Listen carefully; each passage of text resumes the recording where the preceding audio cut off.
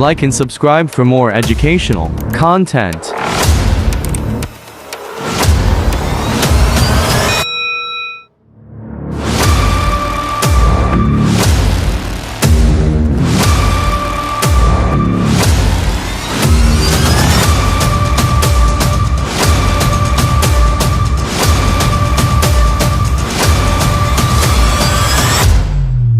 મિત્રો કેમ છો? મજામાં? લેરી એકાઉન્ટ્સ વાળામાં આપનું હાર્દિક સ્વાગત છે.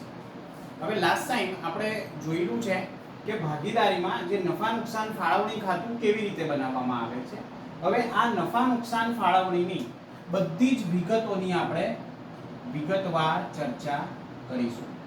એવી જ રીતે આ બાજુ જે ખર્ચ આવક સાઈડ છે એની પણ આપણે વિસ્તૃત સ્વરૂપે ચર્ચા કરીશું.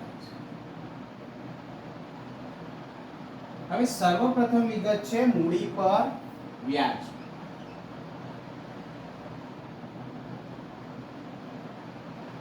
હવે તમને ખ્યાલ છે કે જ્યારે ભાગીદારો છે એ ભાગીદારો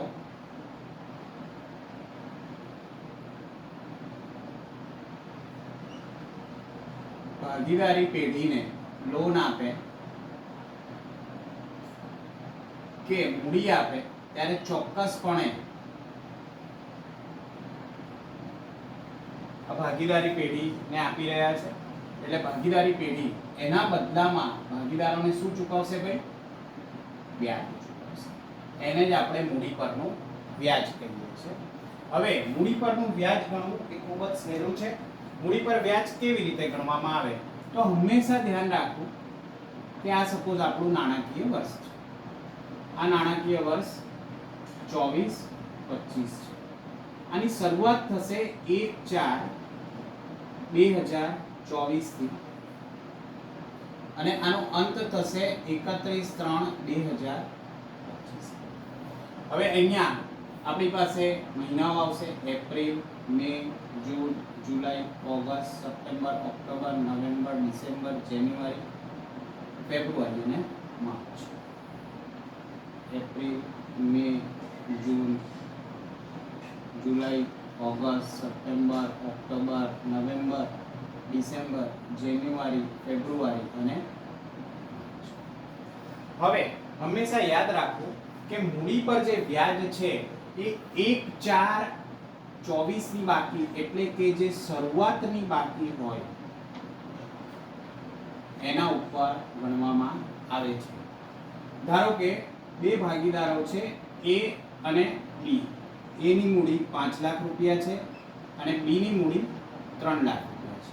હવે આમની મૂડી પર જો 10% લેખે વ્યાજ ગણવું હોય તો કેવી રીતે ગણાશે મિત્રો? 12 મહિનાનું વ્યાજ આપણે ગણવું પડશે. તો 5 લાખ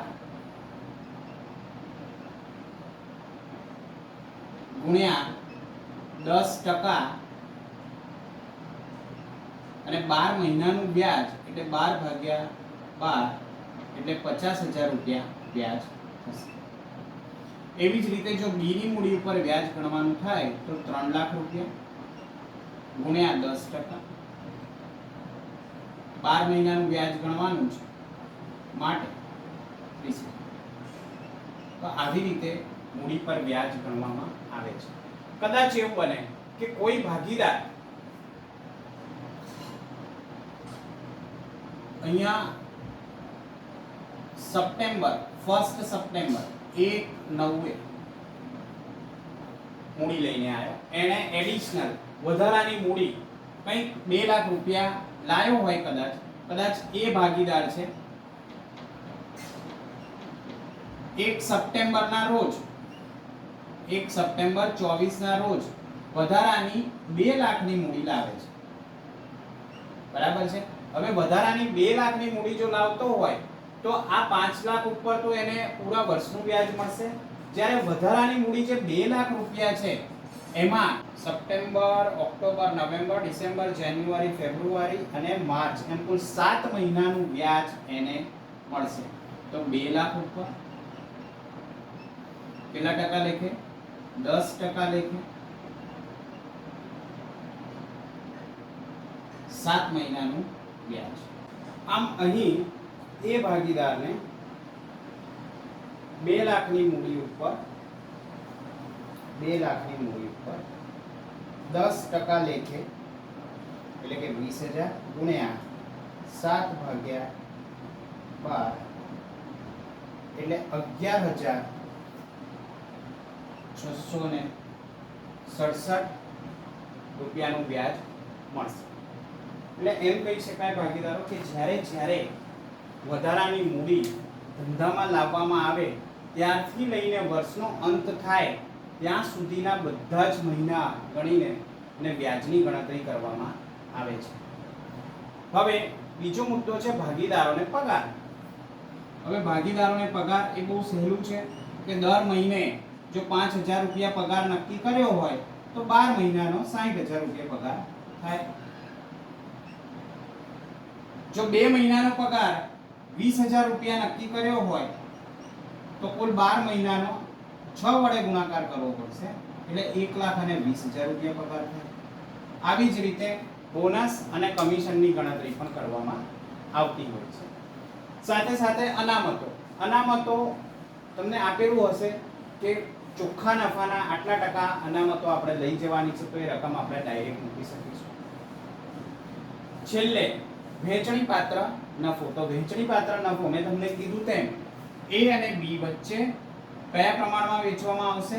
તેમના નફા નુકસાનના પ્રમાણમાં વેચવામાં આવશે.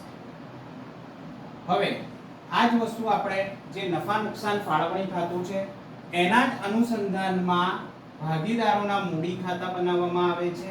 હવે આ જે પેઢી માટેનો ખર્ચ છે એ ભાગીદારો માટે આવક થશે. પેઢી માટેનો જે નફા નુકસાન ફાળવણીમાં જે કંઈ પણ ખર્ચ આપણે લખેલો છે એ બધો જ અહીંયા ભાગીદારોના મૂડી ખાતામાં જમા થશે. ભાગીદારો માટે આવક ગણવામાં આવશે.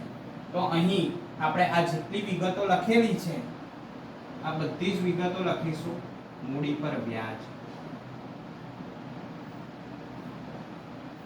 ભાગીદારોને પગાર, ભાગીદારોને બોનસ, ભાગીદારોને કોઈ કમિશન ચૂકવવામાં આવ્યું હોય તો તે, સાથે વહેંચણી પાત્ર નફો પણ ભાગીદારના મૂડી ખાતે જમા કરવામાં આવશે. તેવી જ રીતે નફા નુકસાન ફાળવણી ખાતામાં જે આપણી આવક બાજુ કહેવાય, પેઢી માટે જે આવક કહેવાય એ જ ભાગીદારના મૂડી ખાતે ઉધાર કરવામાં આવશે. એટલે આ જે બધી વિગતો છે આ બાજુ જમા કરવામાં આવશે અને આ જે ઉધાર આ જમા બાજુની વિગતો છે એ અહીં ઉધાર કરવામાં આવશે. એટલે અહીં લખવામાં આવશે ઉપાડ પરનું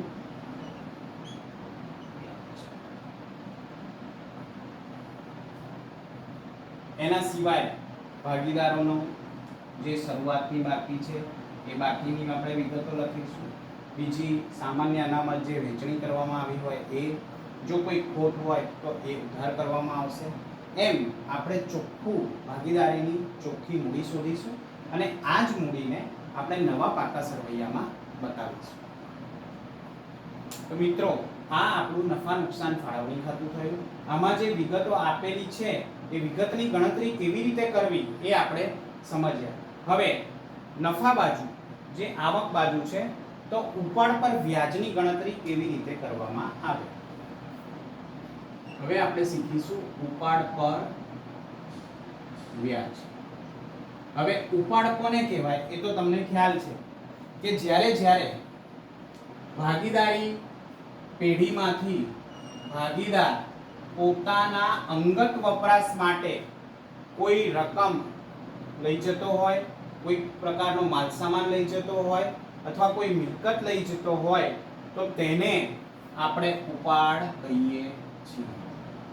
આ ઉપાડ પર પેઢીને ભાગીદાર પાસેથી વ્યાજ મળે છે અને માટે એ ભાગીદારી પેઢી માટે આવક કહેવામાં આવે છે. હવે ભાગીદારો જે ઉપાડ કરે છે, ભાગીદારોનો ઉપાડ એ અમુકવાર સરખી રકમમાં અને સરખા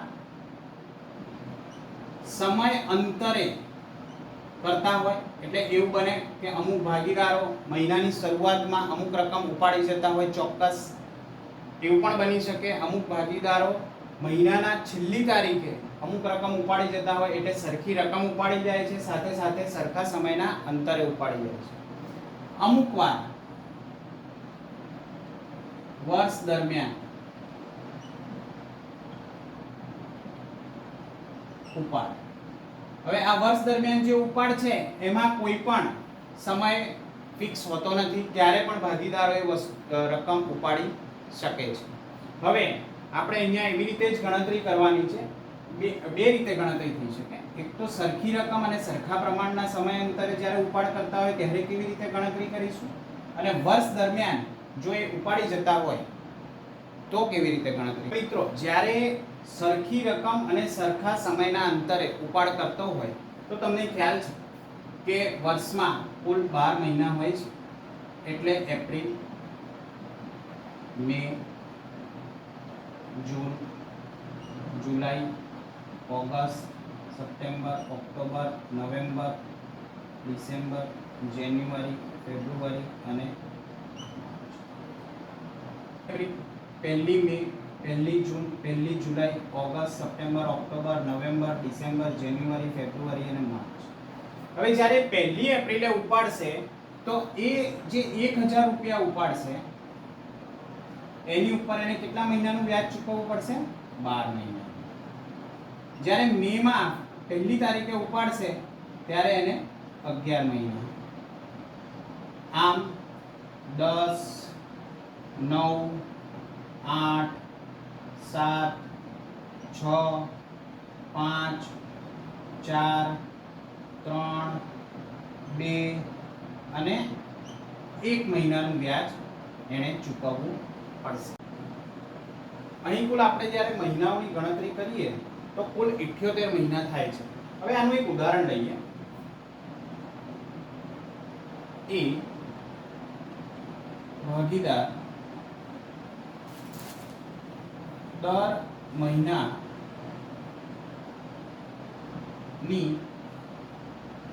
શરૂઆતમાં રૂપિયા 1000 નો ઉપાડ કરે છે.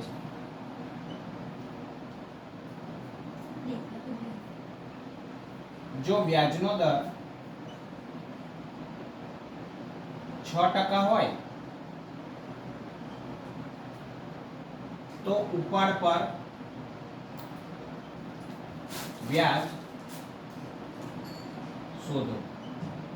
તો મિત્રો, અહીં સૂત્ર આપણું એવું થશે કે ઉપાડ પર વ્યાજ બરાબર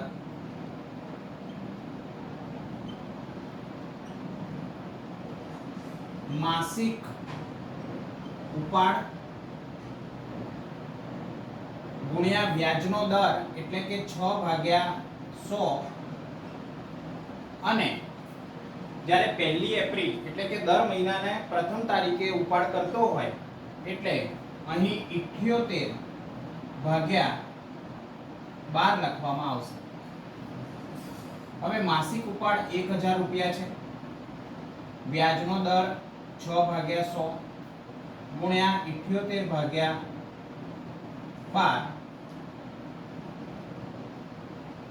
6 દુ 12, 2 પંચા 10, એટલે 78 ગુણ્યા 5, 8 પંચા 40, 0 4, 5 સત્તા 35, 390 રૂપિયા અહીં ઉપાડ પર વ્યાજની રકમ આવશે. જો અહીં સૂત્રમાં શું ફેરફાર થઈ શકે તો કે પહેલી એપ્રિલે ઉપાડતો હોય, કદાચ દર મહિનાની 15મી તારીખે ઉપાડે ત્યારે અહીંયા આ 78/12 ની જગ્યાએ જ્યારે 15મી તારીખે ઉપાડે તો ત્યારે આપણા સૂત્રમાં થોડોક ફેરફાર થશે, એ 72/12 થશે, અને જ્યારે મહિનાની છેલ્લી તારીખે ઉપાડ કરે ત્યારે આ સૂત્રમાં 66/12 લગાવવું પડશે. એટલે જ્યારે સરખી રકમ અને સરખા સમય અંતરે રકમો ઉપાડવામાં આવતી હોય ભાગીદાર દ્વારા, ત્યારે આ રીતે ઉપાડ પર વ્યાજની ગણતરી કરવામાં આવે છે. હવે વર્ષ દરમિયાન ઉપાડ કરવામાં આવે. હવે કોઈ બી ભાગીદાર છે અને એ 50,000 રૂપિયાનું ઉપાડ કરે છે. વ્યાજ દર 10% છે. હવે ઉપાડ 30મી સપ્ટેમ્બરના રોજ કરે છે. એટલે કેટલા મહિનાનું વ્યાજ ગણાશે? 1 ઓક્ટોબર થી લઈને 1 ઓક્ટોબર થી લઈને 31મી માર્ચ સુધી, એટલે કે કુલ 6 મહિનાનું વ્યાજ ગણવામાં આવશે. હવે એ 6 મહિનાનું વ્યાજ બરાબર કેવી રીતે ગણતરી કરશું એની? 50,000 વ્યાજનો દર 10% આપેલો છે એટલે 10/100 અને 6 મહિનાનું વ્યાજ એટલે 6/12, 6 દુ 12, 2 પંચા 10, એટલે 2,500 રૂપિયા વ્યાજની રકમ આવશે. આમ આ લેક્ચરમાં આપણે જોયું કે નફા નુકસાન ફાળવણી ખાતું શું છે, એની અસરો ભાગીદારોના મૂડી ખાતામાં કેવી રીતે આપવામાં આવે છે, સાથે સાથે મૂડી પર વ્યાજની ગણતરી કેવી રીતે કરવામાં આવે છે અને ઉપાડ પર વ્યાજની ગણતરી કેવી રીતે કરવામાં આવે છે, આ બધી જ ગણતરીઓ આજે આપણે જોઈ. હવે નેક્સ્ટ લેક્ચરમાં આપણે આ જે તે ચેપ્ટરના એટલે કે ભાગીદારી વિષય પ્રવેશના સ્વાધ્યાયથી આપણે શરૂઆત કરીશું. Thank you. આભાર.